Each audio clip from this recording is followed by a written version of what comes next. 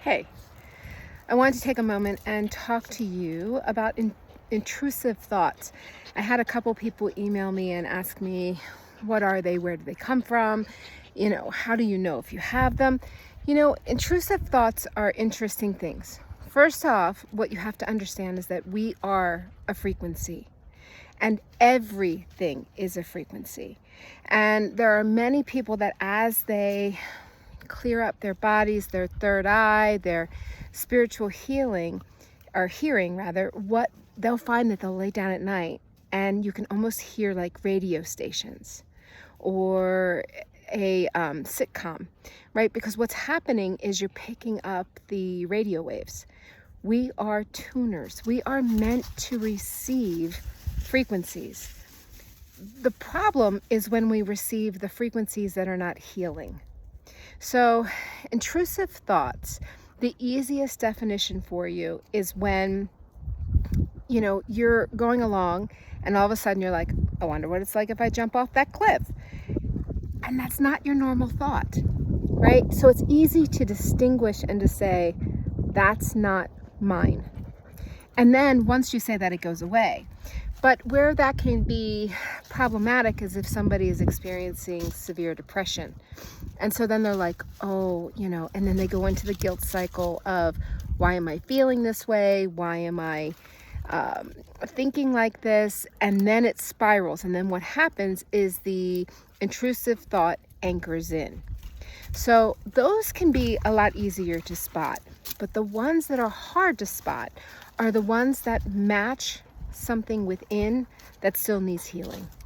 So often you'll find if you're somebody who has a negative ego, and what I mean by that is it's the voice within that is critical, condemning, just really beating your ass all the time in your thoughts, that becomes a magnet for these intrusive thoughts to come in and anchor and set up. And they don't sound like anything other than your own thoughts. It's not a disembodied voice. So this is one of the reasons why it's really important to figure out who you are, what is your voice, what is your thoughts, so that you can very easily go, that's not mine, back off. And so, when I had COVID last summer, I noticed the thoughts that came in with COVID. I couldn't believe it, but I know my mind. I know what's me. And so I could very easily tell, like, this is not me. These thoughts, these feelings, these emotions, this is not me. This is not right. This is something that has come in with the illness. Now, my husband, he really couldn't tell the difference, but I have actually never seen him so depressed. So I knew something was going on. So then I wound up doing really a pulling out of the things that can lead to the intrusive thoughts from both of us, and then it calmed down.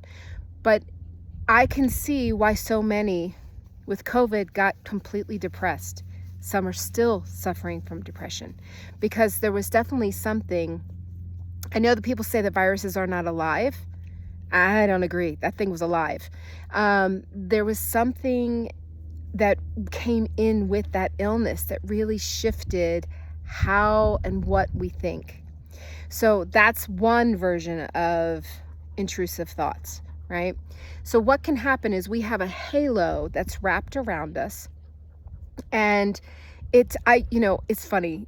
In the subjective non-reality world, when you see things, we each have our own way of seeing, and I happen to see it very much like the squirrel on SpongeBob with a glass globe. And what can happen is that can get cracked.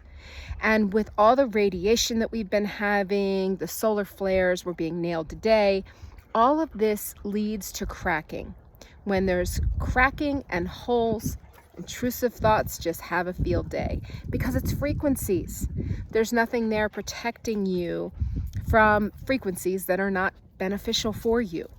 So when you're really, first, number one, learn who you are. Learn who your truth is and what your own voice sounds like. Not what's the words. How do you cheer yourself on, right? Is your voice really critical? Figure out who you are. Then from there, pay attention to the thoughts. Are they yours?